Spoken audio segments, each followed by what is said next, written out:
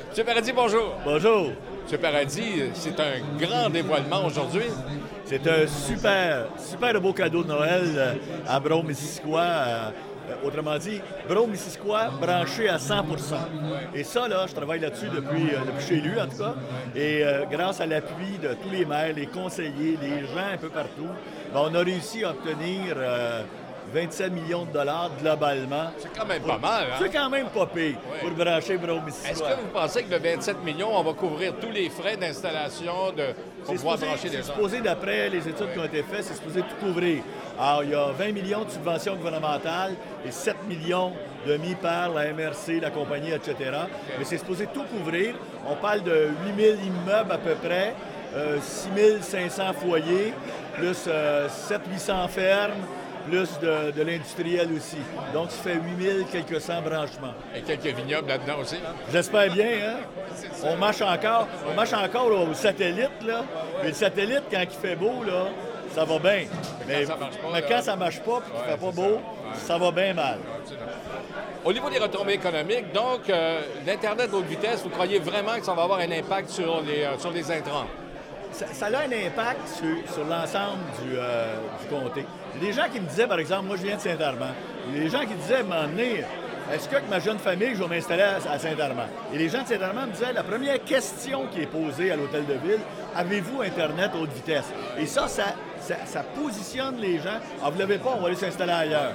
Et ça, je pense que pour nos petites communautés rurales, c'est super important l'annonce aujourd'hui. C'est ça, donc les communautés rurales ne sont pas au bout du monde. C'est du monde au bout, comme on dit. Là. Ils ne sont pas au bout du monde. Moi, je disais à un moment donné, on les répétait plusieurs fois, on est à 1 heure du Pont-Champlain. On n'est pas une région éloignée, là. Il y en a qui sont très éloignés, je comprendrais ça. Mais nous, à 1 heure du Pont-Champlain, là, il était à peu près temps que ça se fasse. Ouais. Comment ça se fait qu'il y a eu des intérêts autant de la part de Vidéotron, de Bell Canada, d'installer justement la haute vitesse dans ces régions-là? C'est-tu pour des raisons économiques? Parce que je sais pas, il y avait peut-être planifié que c'était pas assez payant, possiblement. C'est ça qui se passe, c'est que ces compagnies-là qui sont là à l'heure actuelle, de Vidéotron et autres, s'installent là où c'est payant, où il y a une masse critique en disant à un moment donné, je peux envoyer tant de factures par mois à des clients, bien, c'est ça qui compte. Alors les autres sont laissés pour compte. D'où l'intervention du gouvernement canadien et du gouvernement du Québec. Nous, on a dit au gouvernement du Canada, on met 500 millions de dollars dans 5 ans pour brancher tout ce qui est branchable au Canada. Là. Je ne suis pas sûr que ça va être suffisant, mais on verra dans les prochains budgets. Alors, je pense là, qu'on a une première bonne bouchée ici dans Brome-Missisquoi. Oui, c'est ça. Donc, ça va servir tout le monde, c'est un peu ça, là. Ça va servir à tout le monde. C'est un service essentiel.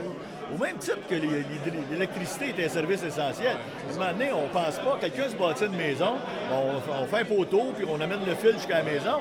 Est-ce que ça se pourrait se bâtir une maison aujourd'hui en disant pas d'électricité? Non, l'électricité est un service essentiel. Mais c'est la même chose avec Internet haute vitesse. On fait nos opérations bancaires. Imaginez-vous au point de vue environnement. Là. Vous n'allez pas à prendre votre auto nécessairement pour aller à la banque. Vous faites vos opérations bancaires à partir de la maison, etc. Et les études, pour les gens qui veulent étudier encore plus, ça sert à toutes sortes de sauces, pas juste le divertissement. Là. Ça s'engage également dans une nouvelle économie aussi, hein, parce que on a beau dire, oui, les fleurons quittent le Québec, mais les nouveaux fleurons, là, c'est tout le monde qui travaille. Vous savez comment on appelle notre programme fédéral pour ça? Brancher pour innover. Ah, c'est ça. Brancher pour innover, ça dit tout. Ouais. Alors, bien écoutez, félicitations. Je pense que tout le monde est bien d'accord là, quand on regarde la salle. Moi, je pense que ça fait l'unanimité aujourd'hui. Ouais, ça. Ouais. Merci, M. Paradis. Plaisir, au revoir.